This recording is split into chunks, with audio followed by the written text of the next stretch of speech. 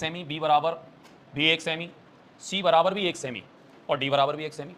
फ़र्क बस इतना है कि इसमें एक ही वृत्त बनाना है, इसमें बराबर बराबर के 4 बनाने हैं, इसमें 9 बनाने हैं और इसमें 16 बनाने हैं, लेकिन भुजा तो सबकी एक एक ही है। तो आप जितने भी बना रहे हैं, अगर तुलनात्मक दृष्टिकोण से देखा जाए तो निम्नांकित में से कौन सा कथन सत्य हो सकता है, तो इसमें केवल डी नाम का कथन ही सत्य होगा।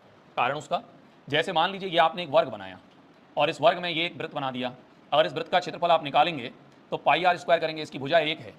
भुजा मतलब अगर देखा जाए तो इसका जो व्यास है वो 1 है।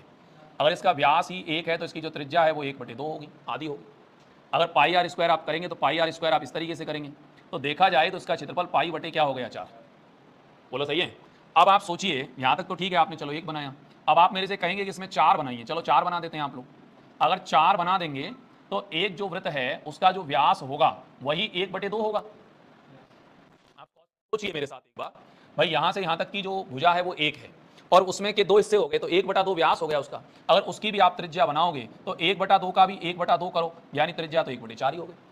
अब एक वृत्त की त्रिज्या 1/4 हो गई और वृत्त की संख्या कितनी है 4, तो 4 वृत्तों का क्षेत्रफल निकालोगे तो 4 गुणा पाई आर स्क्वायर ही करना पड़ेगा। तो सीधी सी बात है, 4 से 4 गया तो ले दे के पाई बटे 4 हो गया, तो बराबर ही हुआ।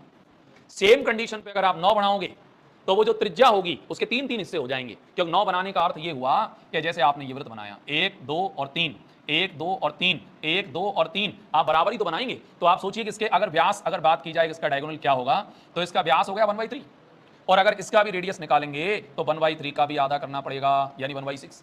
लेकिन अब इसका क्षेत्रफल निकालोगे तो 9 गुणा पाई आर स्क्वायर 1/6 मल्टीप्लाई 1/6, तो फायदा क्या होगा, 3 3 9 3 दून 4, ये भी हो गया वही पाई बटे कितना हुआ 4।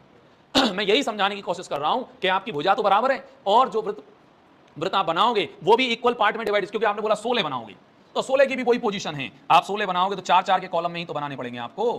अरे बोलो यार, सही है। ऐसे आप 4 4 के कॉलम में बनाओगे तो बात तो बराबर ही हो गई ना। अब 16 वृत्तों का निकलेगा तो 16 गुणा पाई आर स्क्वायर, इसका जो व्यास होगा वो 1/4 होगा, उसके 4 हिस्से हो गए और इसकी त्रिज्या निकालोगे तो 1/4 का भी आधा हो गया, तो 1/8।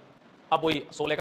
कुल मिला के तमाम बातों का निष्कर्ष ये है कि चारों ही जो पार्ट आपने बोले हैं वो बराबर बराबर ही बैठेंगे, उनमें कोई परिवर्तन आने वाला नहीं है। क्या कहते हो, सही है?